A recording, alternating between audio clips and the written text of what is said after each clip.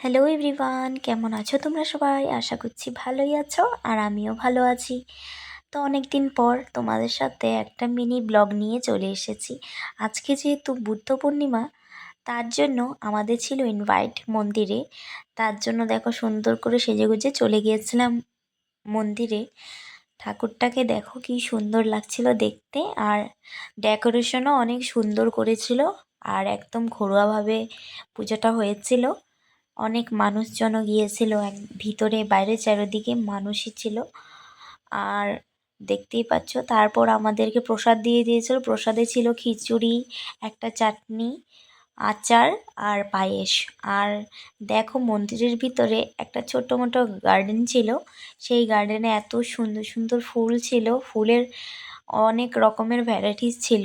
দেখো রোজ, তারপর ডালিয়া ফুলের। তো আজকের জন্য ভিডিওটা এখানে শেষ করছি, টাটা।